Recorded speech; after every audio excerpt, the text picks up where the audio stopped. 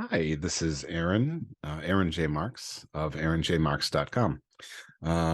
Thank you for joining me. And I'm a visionary purpose coach and metaphysical leadership mentor. And I'm going to, over the course of this video, I'm going to explain what I mean by that because those are very intentionally chosen titles and they very much fit the work that I do and the results that I get for people. So I'm going to tell you why I call myself that. So not sure how you're finding this, but but you've likely connected with me in some way already, but still, to connect with and follow me, you can find me on LinkedIn or Facebook or Instagram. I publish more or less daily leadership content on those platforms.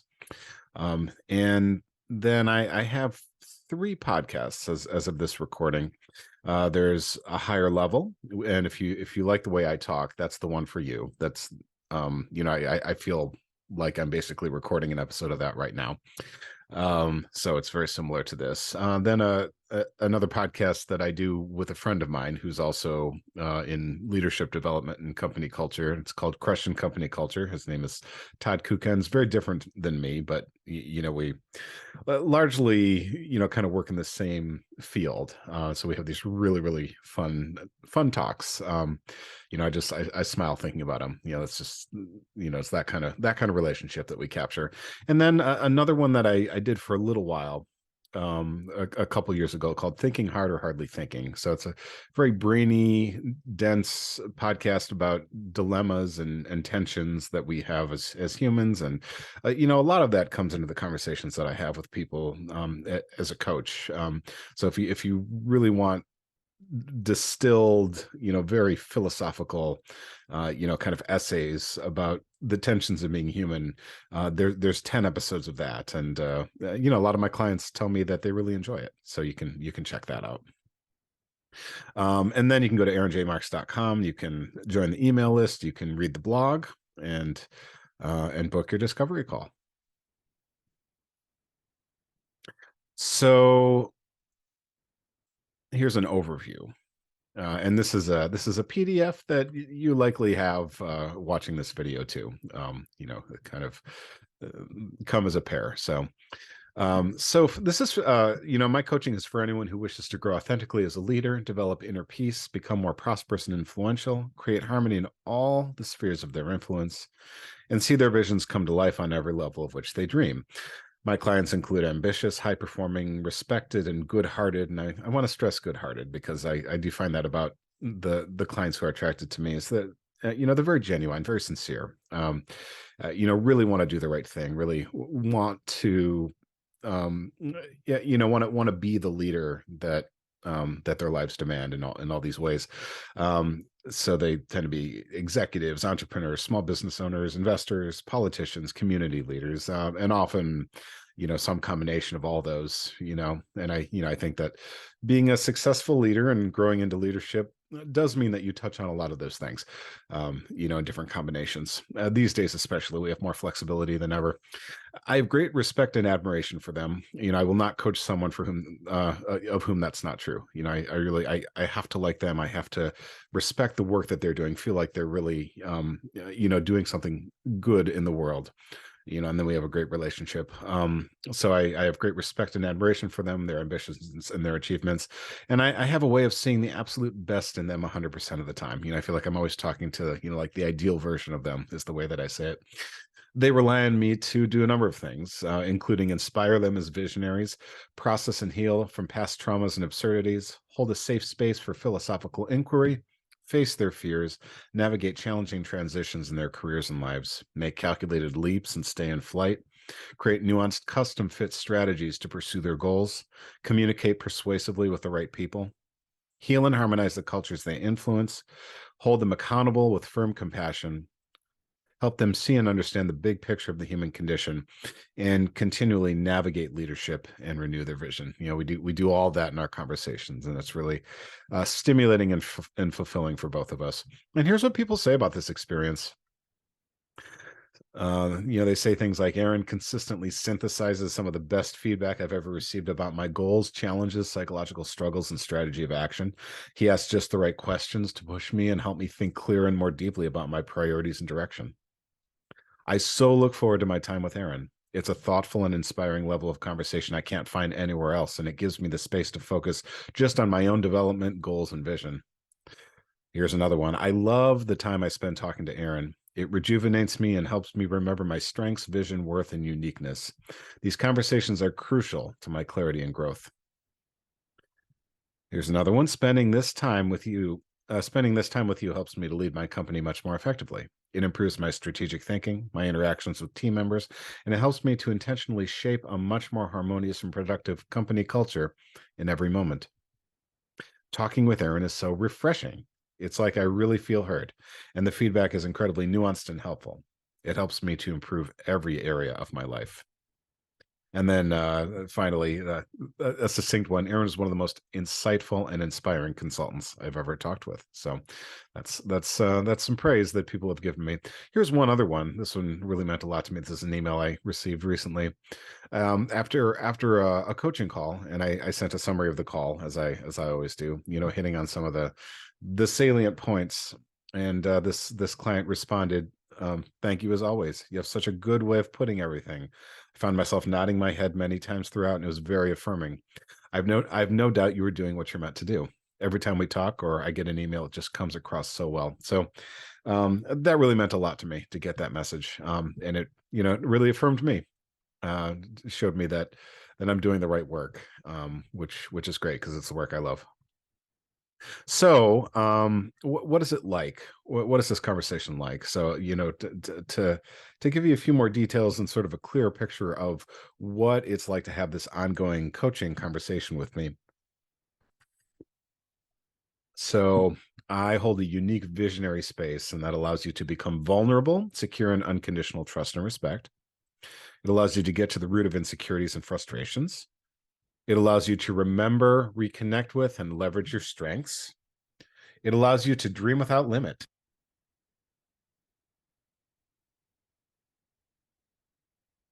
It allows you to clarify your purpose and vision. It allows you to be challenged and to think much more clearly. It allows you to create clear strategy and action steps. It allows you to connect vision and strategy to branding and communication. It allows you to get in touch with your unique creative process. It allows you to renew ambition, inspiration, energy, and optimism. It allows you to discern the various timelines and different chapters of your life aligning, almost in a literary way. It allows you to imagine the ideal version of yourself and plan to act in accordance. It allows you to get permission to pursue your visions on every level. And it allows you to contemplate and relish the paradoxes, contradictions, and absurdities of the human condition. It's all in there, all that stuff. So sometimes I'm like your therapist or your confidant or your advisor, your counselor, always your champion. My leadership coaching clients enjoy the benefit of an ongoing conversation during which I listen, learn, and offer my insight called from a life of creativity, entrepreneurship, and curious inquiry into all manner of things, most especially the human condition itself. This creates a profound peace with what is, presence in the moment, custom fit clarity of mindset, vision and strategy, and gratitude for the human condition that I believe is rare in the coaching industry, at least as far as I've seen. So, how is this accomplished? Well, we go on to some frameworks, and this is my central framework. This is sort of my model of reality. It's the five metaphysical realms, and you can see. I think this one is so central and important that this is what I put on my Zoom background. That's what I have there. So let's talk about these five metaphysical realms. I'm going to take a drink of tea for this one, and I'm going to take some time laying this out for you because it really is the kind of foundation to the way that I think and the way that I guide clients. So everything that I say comes out of this understanding, and it's kind of like a brief history of time. It's an account of existence and the special place that humans have in it, and you'll see as we unfold through this, it is indeed true. And it may seem extraordinary to you that all of this can be packed into this one diagram, but it really is. So let me begin. And you can see from the arrow there that we read this from the bottom to the top. Um, so we have 5 realms, the realms of motion, life, action, strategy, and purpose from bottom to top. And none of them are better than the others. They all just are. And they all touch certain things. And it's being clear on this and understanding this that helps us to to show up differently and get different results in our lives. So let's start at the bottom, and you can keep track of them on your hand, which is kind of one of the ways I like to illustrate it. So motion. So the realm of motion, basically everything that exists is in the realm of motion. It's a way of saying is, or existence, or what is, isness, all these funny ways that we have of talking about just whatever is, and it's extraordinary on many levels, right? Perhaps you've heard the question, why is there something rather than nothing? Yeah, and corollary question would be, well, is it really possible for there to be nothing? Can you imagine nothing anyway? I don't think it's possible for you to imagine nothing. And is it even coherent to speculate about what it would be like for things not to exist within existence? It's a very kind of mind-boggling and vexing kind of question. So basically, years ago, or a long time ago, things were set into motion. We don't know exactly how long ago it was. There are different narratives, different stories, myths about it. And the timelines between those stories are different. I don't know that it's so important that you pick the right one, but I think we all have a sense of the one that makes the most sense to us, and that gives us a certain perspective on life. But basically, they all sort of say a long time ago things didn't exist, and then all of a sudden they did, and they're in motion. Then they have been ever since. And it's interesting because like within the history of Catholicism, for example, you have different figures who say this in different ways. Like in the 1100s or so, you have Thomas Aquinas, this great theologian who picked up some ideas from Aristotle, and he made these proofs for God, and he said, well, one of the proofs is that things are in motion, and there must have been a prime mover or an unmoved mover. That's an idea from Aristotle. So that's an idea from the the 1100s or the 1200s or so. And then in the 1940s, I think, or the mid 1900s, another Catholic priest named Georges Lemaitre, who was a theoretical physicist, he was the one who proposed the Big Bang. And from what I understand, it was actually a way to marry cosmology with theology, very much taking that unmoved mover idea and saying, bang, things are set into existence and now they're in motion. And what's crazy to me is that there's a lot of things that we would call inanimate, like this cup here. And you see it, there we go, that they don't seem to be in motion to us, but in fact they are. On the subatomic level, things are whizzing around at very, very high speeds, very high rates of energy, right? And so Aristotle knew everything was in motion even without knowing that. And that kind of boggles my mind. And even aside from that, if you think about all the ways that we're in motion, the Earth is rotating, the Earth is revolving, the solar system is moving, the galaxy is spinning, the universe is expanding. So motion, motion, motion, all these different kinds of motion, so everything is in motion. Now, when a human dies, they stay in the realm of motion. They leave all the other realms, and then their bonds break down. But everything is in the realm of motion. So enough about the realm of motion. It's actually very significant, because it's an account of existence, or it's a pondering existence itself, which is just a very mysterious thing. So some of this motion takes on a special quality. It undergoes these special processes of growth and change and transformation, and it takes on this quality that we call life. We go around and we can say, oh, that's alive, that's alive, that's not alive, that's alive. So we look at trees and plants and flowers and we say those are alive.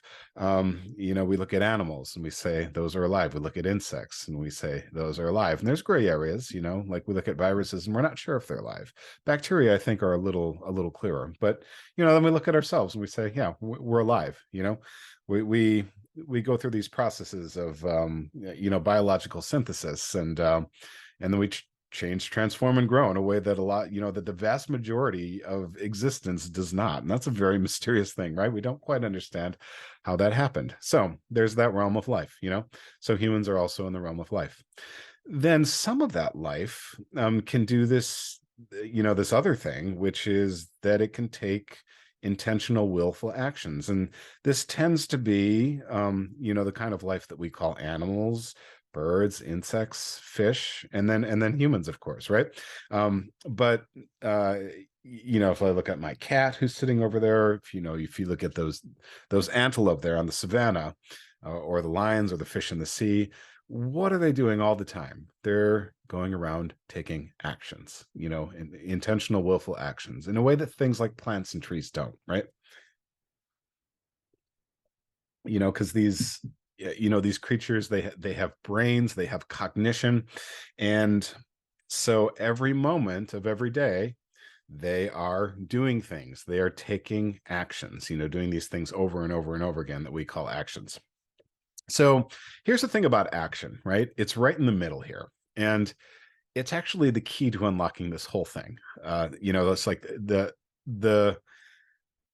the strongest insight I ever got into, kind of what makes us tick and how we change ourselves and change the results that we get. It comes from contemplating the realm of action. And here it is, because the fact is, we're not just taking actions all the time. Now, here's the key insight.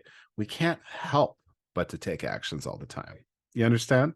So it's like every moment of every day, you are taking actions, whether you want to or not. You can't stop it. And so you have to say, okay, what actions do I want to take? And how do I make those choices? Now, here's where I like to make a fun meta observation, right? Because the question I ask is, well, what action are you taking right now? And the fact is, you're listening to me. You're listening to me talk about the realm of action. That's the action you're taking. Now, why are you taking that action? And you could ask this question about any action that anyone ever takes. Why do you take the action that you do? Well, here's the answer. It's because you think that that's the highest possible return that you can get in that moment is from taking that action. Otherwise, you would take different actions. And, this is true of absolutely everything you do. It's true of the work that you do. It's true of the leisure that you do, because, leisure time helps to make your work better, because it helps you blow off steam and focus better, right? It's true of the shower that you take. That's going to improve your results. It's true of the time you spend with your family. Yeah, every action that you take is based on a very complicated and multifaceted a set of calculations about what's going to give you the best return on your investment. Okay. And, based on a number of risk reward calculations. So, this is true of you. This is true of Elon Musk. This is true of the guy who is sitting on his couch eating, bag after bag of chips and watching Netflix for 8 hours today, because someone in the world is doing that. And that person thinks that that's the best possible return that they can get, on from their life, or else they would be taking different actions. So, that's the key insight, is that you can't help but to take actions, and so you might as well examine them, because every action has a result. And so when you start to look at the results in your life and you say, well, I want to change them, or I want to get different results, either because I don't like what I'm getting, or because I want something different. And we'll talk more about, how we see that. Well, then we start looking at the framework that unifies the actions that we take and orients them. And that's called a strategy. So we've been through motion, life, action, and strategy. Okay. So motion is everything. Life is everything that's alive, all the plants and animals and humans. And then action is anything with a brain, right? That can take intentional action. So that's the animals and the humans. And then strategy is also the animals and the humans. Now, here's the difference. Animals execute strategies, but they are not aware of them and they cannot change them, right? They have strategies for mating, they have strategies for hunting, they have strategies for foraging, they have strategies for hibernation. These are complicated frameworks that determine their actions. But they're largely just sort of determined. They're programmed somewhere in their biology, and they can't change them. Now, here's the difference between humans and other animals. We can see our strategies and we can change them if we don't like the results that we're getting, because animals will get the same results. It's like they get the results they're programmed to, but humans don't. We have a wide range of results that we can achieve, and we have this capacity that animals don't. We can look at our actions and say, I don't like those actions, I want to get different ones. Okay, I guess I need to change my strategy. And strategy is very important. We learn strategies all throughout our lives, all throughout our school. When we get job training, we're learning strategies.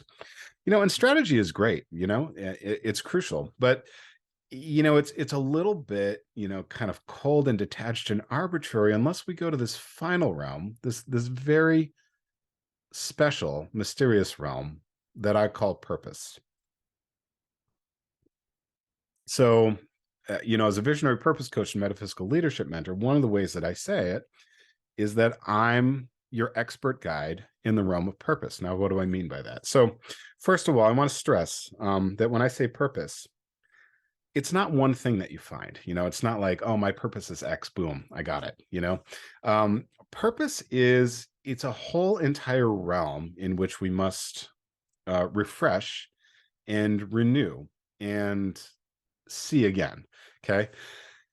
So purpose is where we contemplate the very meaning of human life itself. What we say, humans are very, very mysterious and wonderful and strange and paradoxical and contradictory. We have all these things about us that don't make sense, but we have all these things about us that are also so wonderful, and we're capable of just amazing things and just tremendously evil things. And we have this life, and it's like there's all these possibilities with it. And we can shape them in a way that that the rest of the creatures that we know can't.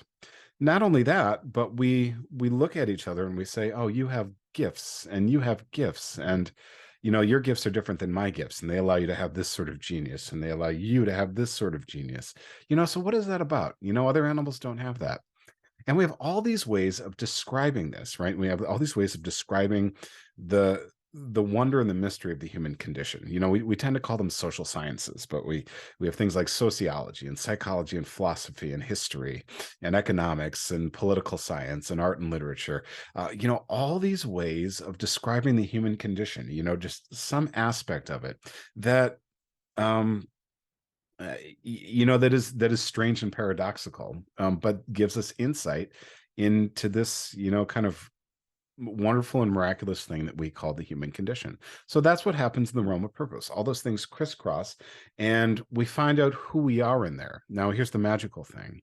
When we see that clearly, and that's what my conversations tend to illuminate for people, the strategy generates endlessly and effortlessly. So if you start in the realm of strategy, really what you end up doing is you end up looking around at what everyone else is doing. You end up comparing, you end up second guessing yourself, you end up doubting yourself. But that's only because you haven't taken the time to steep in your purpose and get to know who you really are. Because once you do that, then it's very, very clear how you execute it. And the strategy generates effortlessly, and then it's very, very clear which actions you should take to get like the highest impact results. Okay, so that's the beauty of this framework. But we have to spend time in the realm of purpose, or else or else strategy becomes just uncertain and hard won. When you start with purpose, the strategy is endlessly malleable, and it generates very, very easily, and it's very inspiring.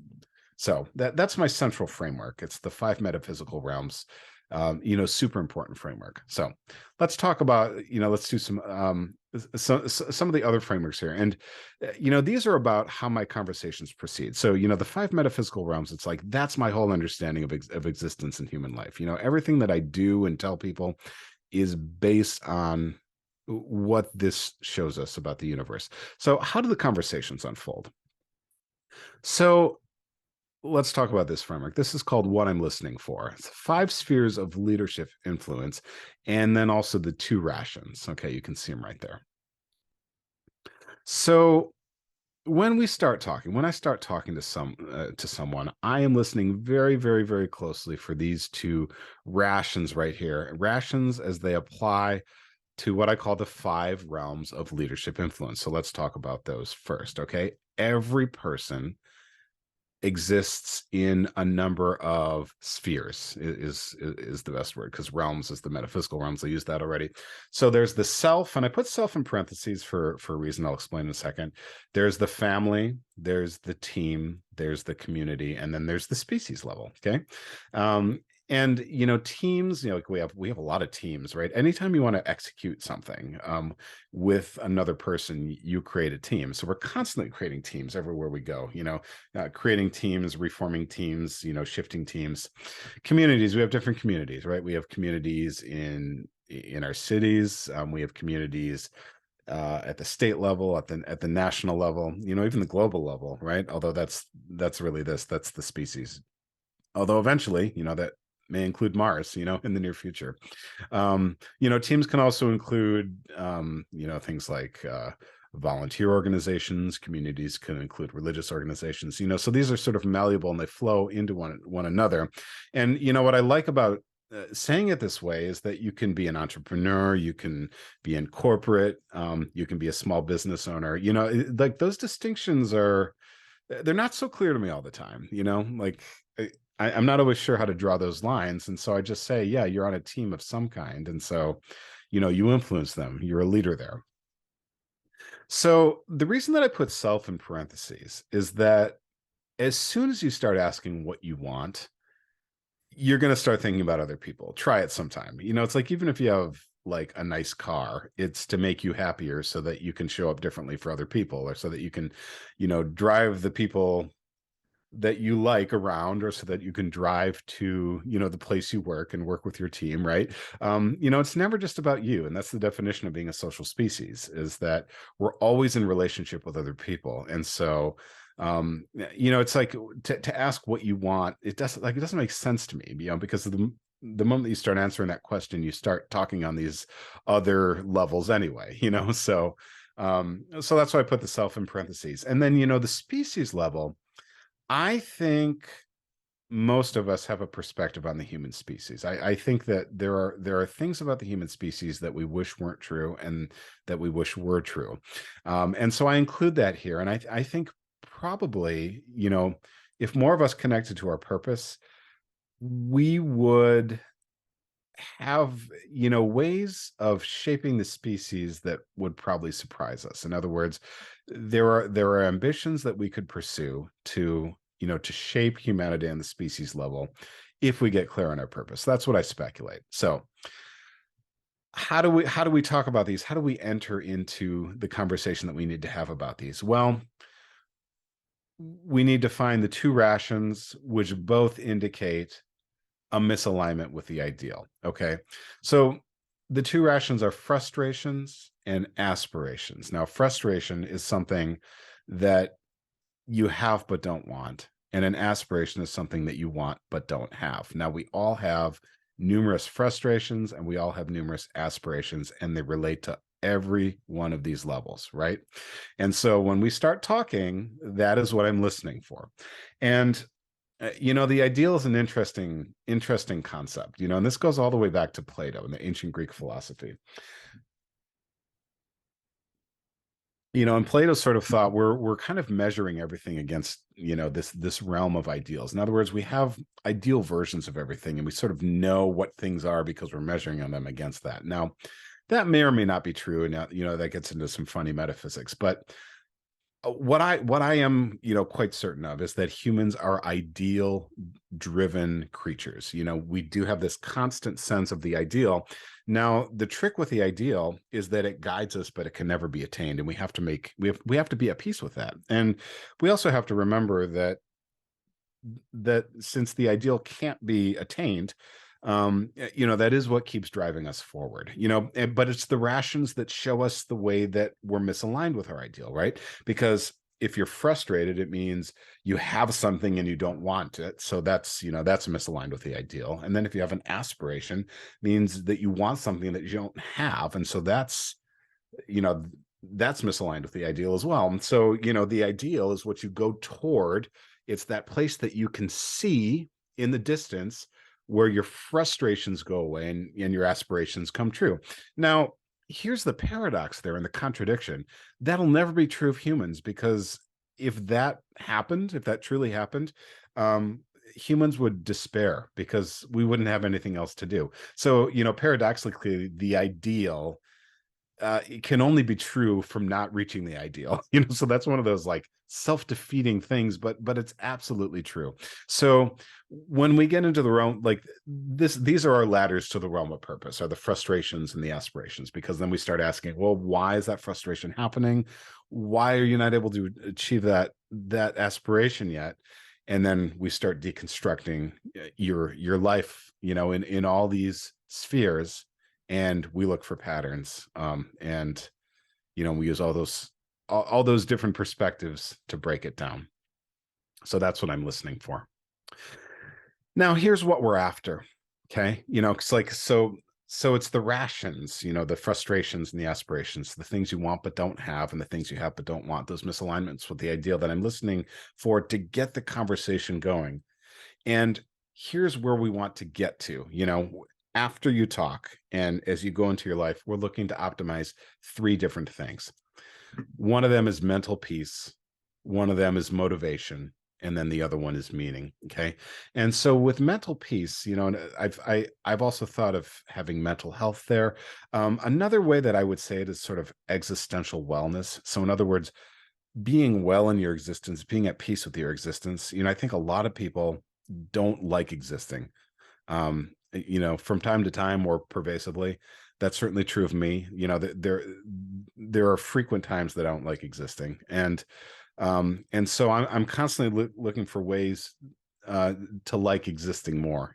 And so if that's you, if there's something about existing that you don't like, I'm going to be constantly looking for why that is, and how to help you existing more.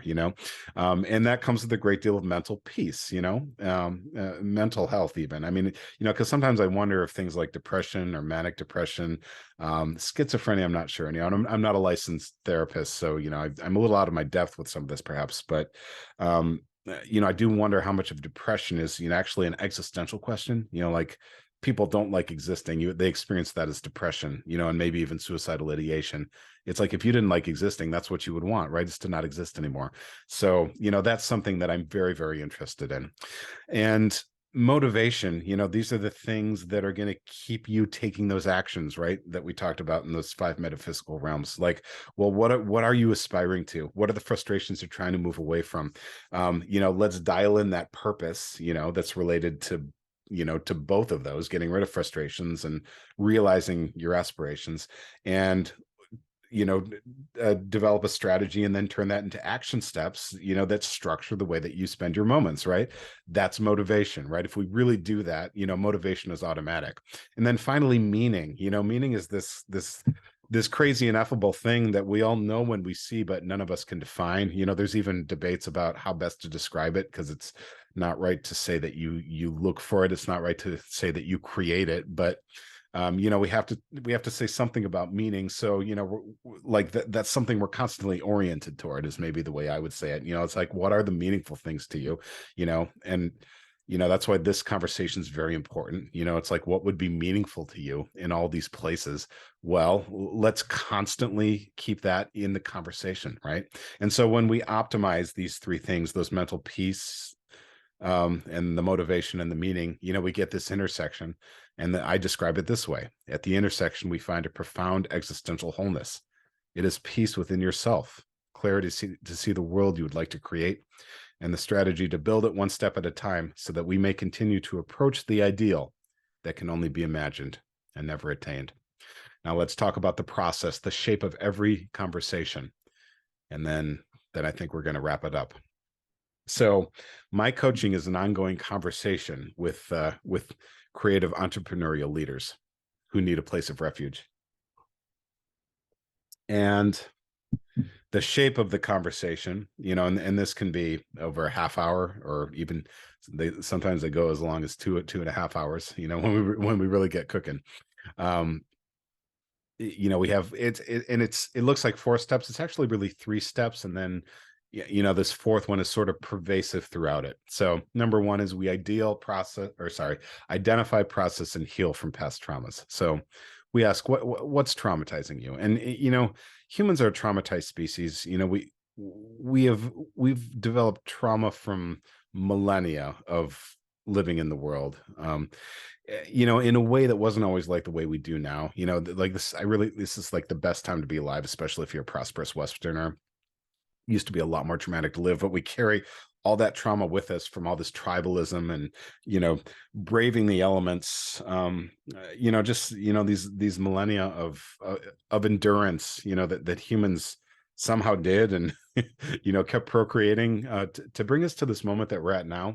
That just kind of blows my mind. That comes with a lot of trauma. But, we have trauma from rejection. We have trauma from fear. We have trauma from, from working too hard. We have trauma from uncertainty. We have trauma from all the dreams that don't work out,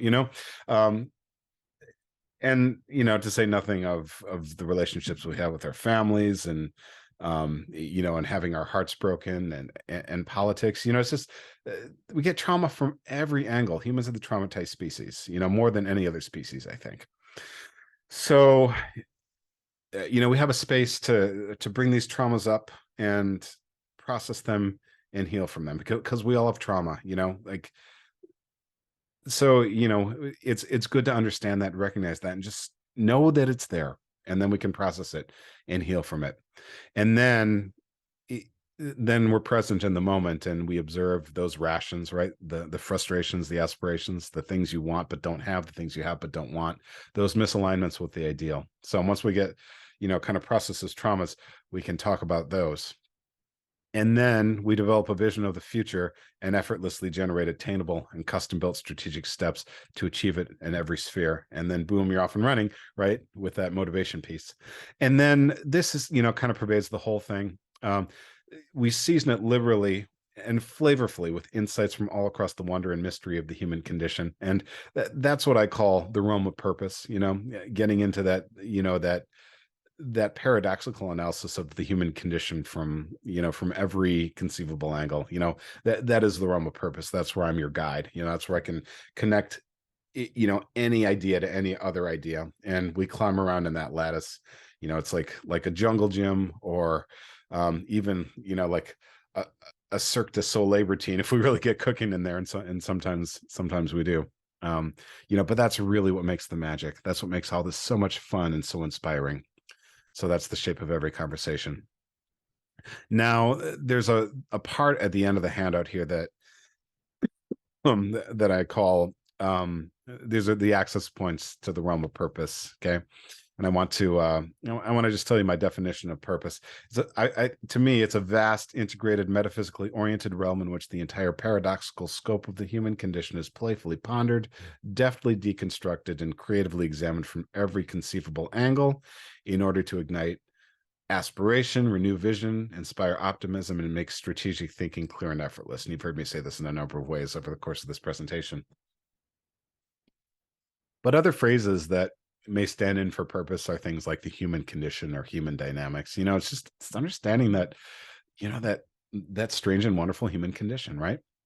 And so these are all sorts of access points that, that we can use to get in there, and, can crisscross and overlap once we're in there. And, different people have their different, like, purpose blueprints, right? It's like different clients I notice, emphasize different parts, or different elements of these. Everyone sort of has their own unique, distinctive little combination of it. And that's what makes it fun for me, is that, I get to learn that about people and know what kind of conversation is going to light them up.